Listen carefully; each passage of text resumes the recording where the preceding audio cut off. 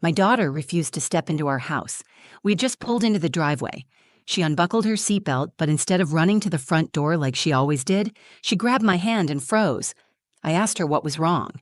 She didn't answer. Her face turned pale, and she pointed toward the top floor window, my bedroom window. "Mom," she whispered, "oh, look at the window." I followed her gaze. My entire body tensed. Behind the curtain, I saw the outline of a person, still, watching us, just standing there in my bedroom on the third floor. No one was supposed to be in the house.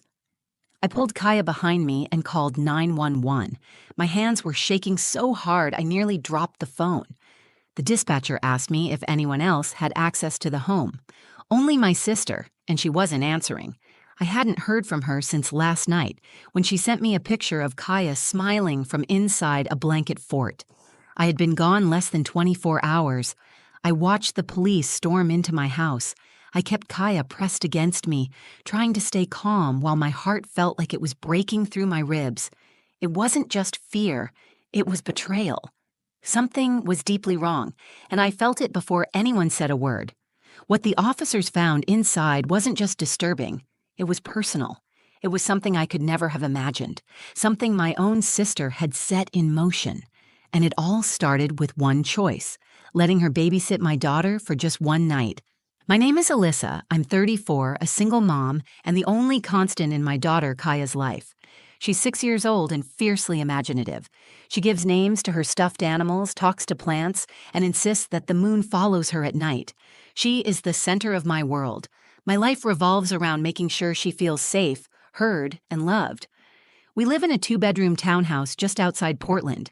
It's a quiet neighborhood filled with dog walkers, retired couples, and the occasional teenager mowing lawns for cash. It's not perfect, but it's home. I keep our space clean, cozy, and predictable because stability is something Kaia needs. After my ex-husband left 2 years ago and moved to Denver, it's been just the two of us. I haven't had the luxury of letting my guard down since. There's no second parent, no backup plan. I'm it. Balancing motherhood and work is something I've gotten good at out of necessity.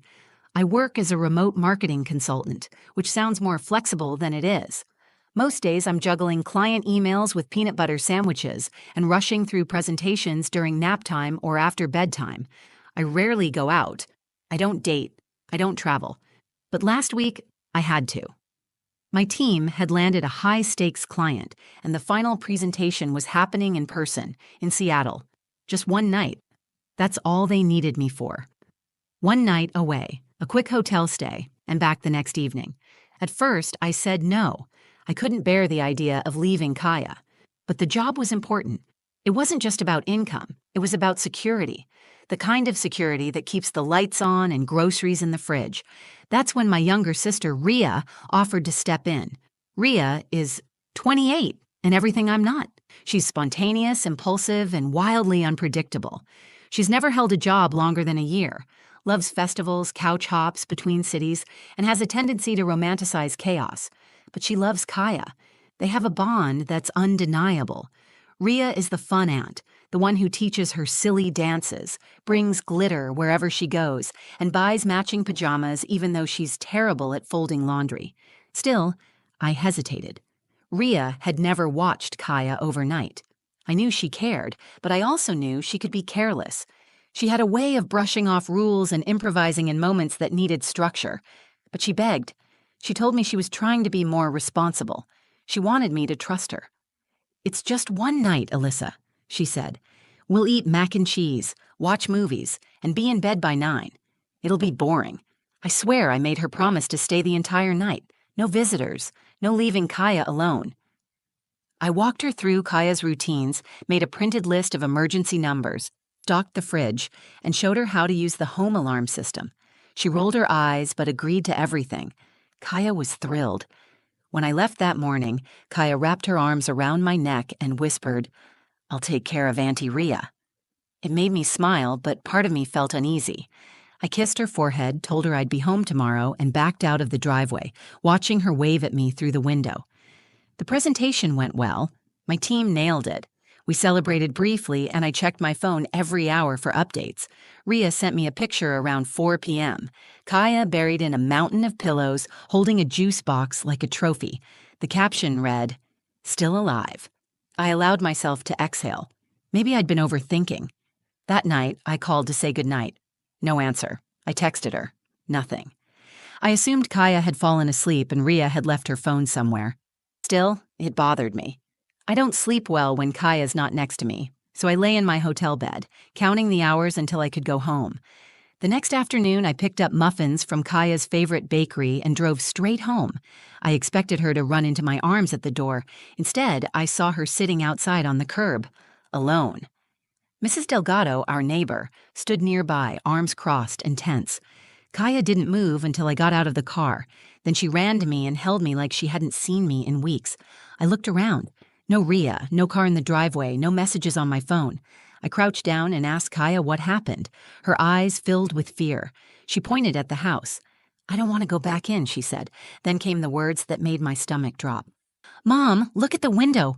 I didn't know what to say. I was still holding Kaia's hand when she pointed to the window, the one on the third floor, my bedroom. I followed her gaze, and that's when I saw it. Behind the curtain, someone was standing there, still, watching. Just standing like they belonged there, but no one was supposed to be in that house. The only person with a key was Rhea, and she was nowhere in sight. I stepped back instinctively, pulling Kaia with me. My heart was racing. I didn't blink. I didn't speak. My daughter, barely 6, had sensed something was wrong before I had even parked the car. She hadn't gone near the front door. She knew something I didn't. Mrs. Delgado saw my face and came closer. "What's going on?" she asked. I shook my head and told her quietly to keep Kaia with her. I didn't want my daughter anywhere near the house. She nodded, took Kaia gently by the shoulders, and walked her across the street. Kaia looked back at me with wide, scared eyes, but she didn't protest. I dialed 911 and told the dispatcher that there was someone in my house. I gave them the address and explained that only my sister should have had access, but she wasn't answering her phone. My voice shook, but I stayed clear and firm. The dispatcher told me to stay where I was, not to approach the house, and that police were already on their way. My hands were trembling as I hung up. I tried calling Rhea again, straight to voicemail. My stomach was tight, my skin clammy. I kept staring at the window, waiting for the curtain to move again, but whoever was inside stayed hidden. That made it worse. The stillness. The waiting. Police arrived within 10 minutes. 2 patrol cars pulled up to the curb. The officers moved quickly. One of them asked for my name and if anyone else should be in the house. I said no, only Rhea, and she wasn't there. He nodded and gestured to the other officer to take the back entrance while he approached the front. I couldn't take my eyes off the house. It felt unreal. I had just come home from a normal work trip. I had dropped off my daughter with her aunt. I had trusted someone I had known my entire life. And now my daughter was terrified to go inside the place where she sleeps. A few minutes later, I watched the officers enter through the front door. They moved cautiously, one hand near their holsters, the other on flashlights. The tension in my body was so tight I felt like I could snap. I tried to piece together what could have gone wrong. Rhea was flighty, yes, but she wouldn't abandon Kaia. Would she? She wasn't malicious, but she had poor judgment. She'd made dangerous choices before. Maybe she left to meet someone and locked the door behind her, thinking Kaia would be fine asleep. Maybe she thought she'd be back before I returned. Maybe she thought no one would notice. But that didn't explain the figure in the window. I didn't realize I was holding my breath until the officers returned. One of them looked calm. The other looked shaken. "Ma'am," the first one said, "we found someone inside." That sentence made my knees weak. "Who?" The second officer spoke this time. "A man. He was hiding in your bedroom closet." I stared at him, unable to process what he'd just said. "We believe he entered sometime last night or early this morning. He claims he was let in." "What?" My voice cracked. "By who?" "He said your sister invited him, gave him food, told him he could stay until you got back." I was silent. I could feel every part of my body tighten, like my brain was trying to shut out what I had just heard. "He's not related to you, is he?" the officer asked. Number, I've never met anyone like that in my life. They told me the man was being detained, but that he didn't resist. He was calm, even relaxed. He didn't have any weapons on him. He seemed confused, disoriented, and when they asked him why he was there, he kept saying the same thing. She said it was okay. She said I could sleep here. She said she'd be back. My skin crawled. My mouth went dry. All I could think about was Kaia. My daughter had been inside that house with him. She'd been asleep, alone, while some stranger hid in my closet. I looked back across the street where she was sitting with Mrs. Delgado. She was watching me, holding her knees to her chest. I still hadn't heard a word from Rhea. I stood frozen on the sidewalk as the officers finished clearing the house. I had just been told that a man, a complete stranger, had spent the night inside my home. My daughter had been there too, alone. I could still hear his voice in my head, the words the officers repeated to me. She said I could sleep here. She said she'd be back. It wasn't a mistake. It wasn't a break-in. My sister had invited him in. My hands were clenched into fists. My chest felt tight, but I forced myself to stay focused. I walked across the street to Kaia. Her eyes met mine, questioning, afraid. I bent down and wrapped my arms around her. "You're okay," I said. "I've got you. You're safe now." I didn't tell her what happened. I didn't ask more questions. Not yet. Mrs. Delgado offered to take Kaia inside for a snack while I spoke with the officers again. I hesitated, but Kaia nodded. "I like her," she whispered. I nodded back, kissed her on the cheek, and thanked Mrs. Delgado quietly. Once Kaia was inside, I turned to the officer who had spoken with the man. "Tell me everything," I said. The man they found was in his mid-30s, no ID, no phone, and based on his appearance, likely homeless. He hadn't entered forcibly. There were no signs of damage, no broken locks or busted windows. He told the officers he had met my sister at a bus stop 2 days earlier. She had brought him food, talked to him, and offered him a place to stay. He claimed she seemed kind, open, and said she wanted to help someone who had nothing. I asked if he had hurt Kaia. The officer said no.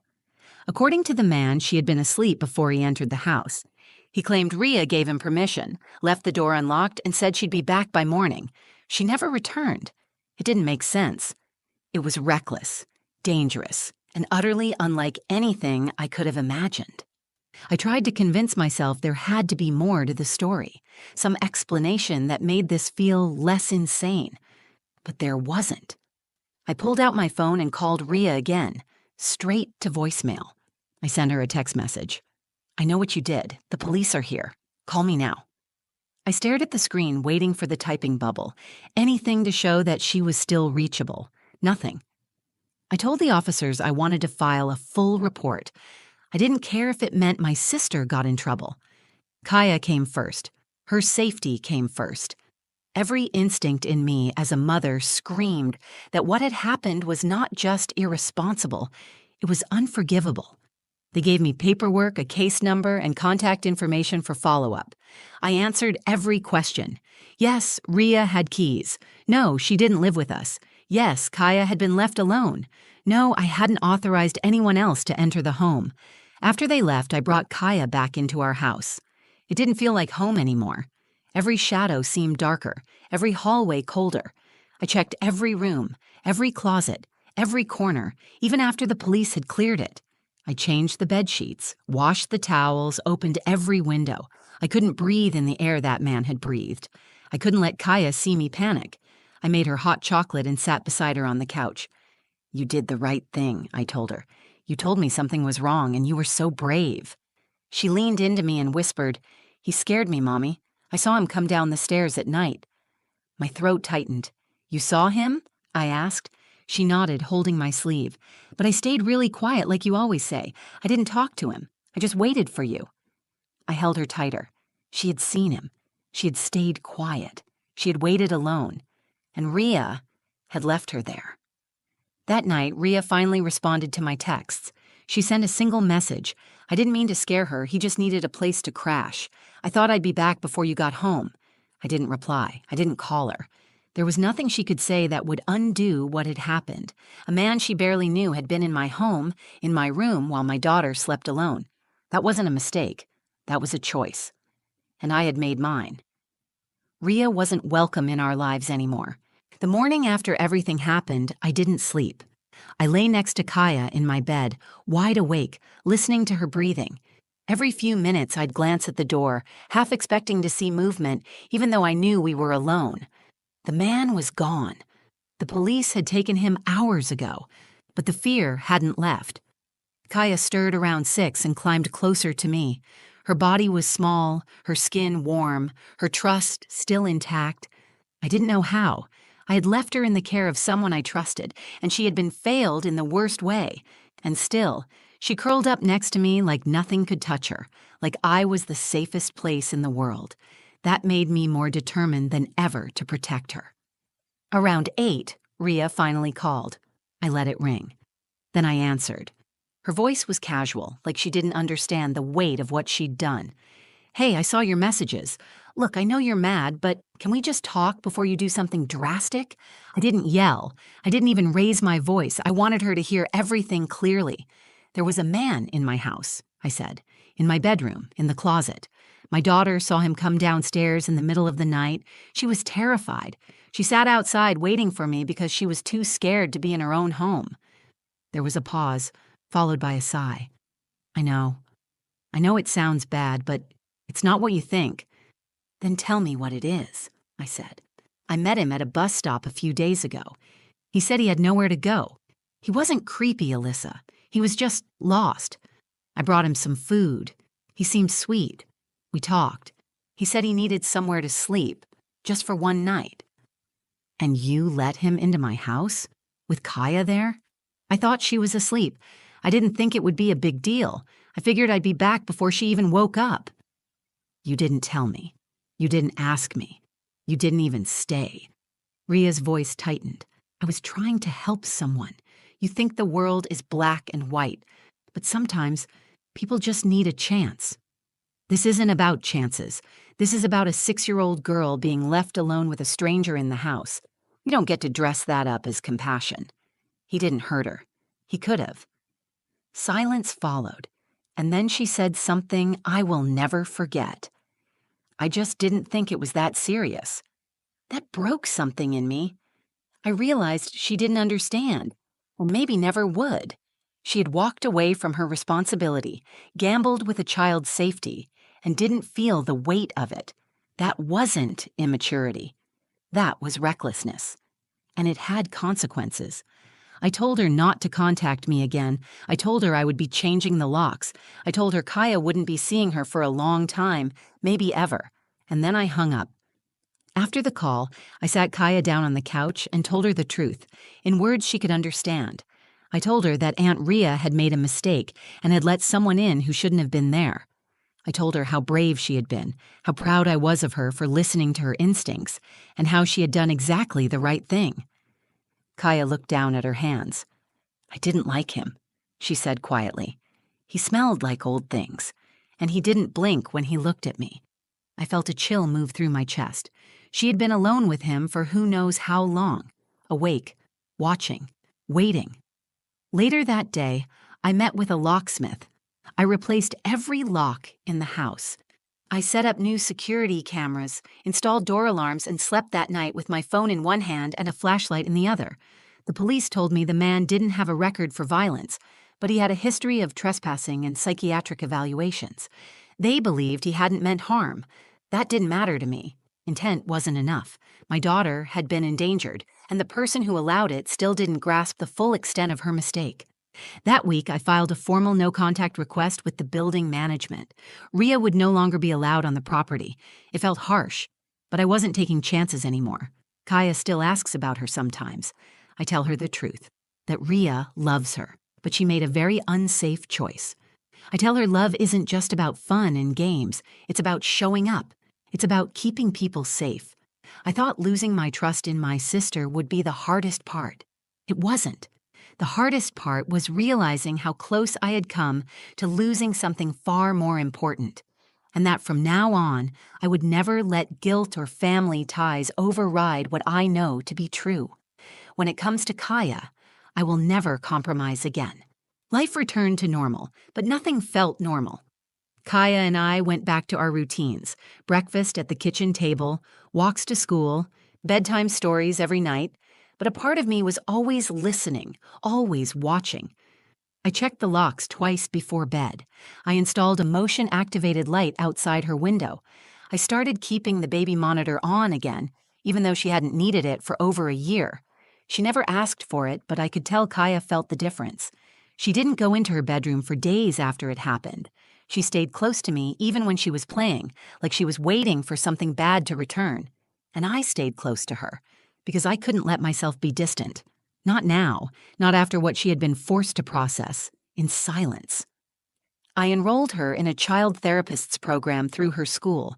It was a quiet room with beanbags, art supplies, and a counselor who knew how to listen without pushing. Kaia didn't say much at first, but when I picked her up after her third session, she looked lighter. That night, she slept in her own bed again.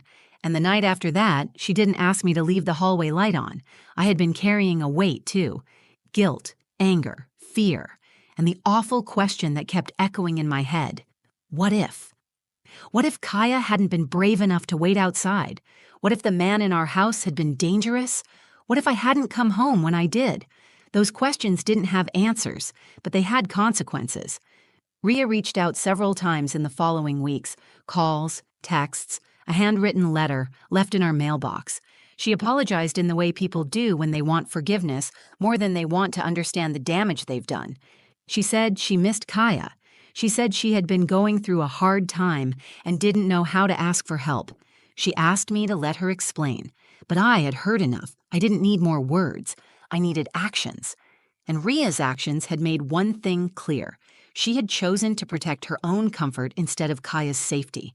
That was a choice I couldn't look past. I never sent a message back. I don't hate her. I still love her in the way you love someone who shares your blood and your childhood and the memories that shaped you. But love doesn't always earn trust. Trust is something you protect, something you prove. And once it's broken in the way she broke it, love alone is not enough to put the pieces back together. I've learned that boundaries are not punishment. They're protection. They're the shield you put around your life when someone has proven they can't be trusted to hold it gently. I learned that saying no isn't cruel. It's how you say yes to your child's safety, your own peace, and the life you're trying to build. Most of all, I learned to listen. To my instincts, to my daughter, to the voice in my gut that spoke quietly before I handed over the keys, and to the voice of a 6-year-old girl who whispered, "Mom, look at the window," when something felt wrong. That voice saved us. That moment changed everything. Kaia still remembers what happened, but she doesn't talk about it often. She'll mention it in fragments when something reminds her. That man didn't blink. I didn't like his shoes. I heard him breathing in the hallway. And I listen. Every time. Because the day she was scared and spoke up, she showed me just how much she sees, how much she feels, and how much she already understands about danger. I'm proud of her. More than proud. I trust her. She saw the truth before I did, and because of her, we're safe. Now, when I leave the house, even just for groceries, I look her in the eyes and say, "If anything feels wrong, you tell me, right away." And she always nods, serious and steady, because she knows. And I do too. This wasn't just a wake-up call. It was a line in the sand, a lesson that came at a cost, but one that taught me the most important rule of all. When it comes to your child's safety, there is no such thing as overreacting. You listen, you act, you protect. Every single time. Thank you for listening to my story. I shared it not just to get it off my chest, but because I know I'm not the only one who's trusted someone they shouldn't have. Sometimes it's family, sometimes it's a friend, sometimes it's that voice in your head telling you it'll all be fine, when deep down you know better. If this made you think, if it made you feel something, or if it reminded you to trust your gut, I hope you'll do one thing: protect your peace, protect your kids. Protect what matters. And if this story connected with you in any way, I'd really appreciate it if you gave it a like. Share it with someone who needs the reminder. Leave a comment and let me know what you would have done. Or if you've ever faced a moment that changed how you trust the people around you. And of course, if you want more real stories like this, ones that don't shy away from the hard parts, hit that subscribe button. There's more to come. And I'd love to have you here. Stay safe, stay sharp, and always listen when something feels wrong. Until next time.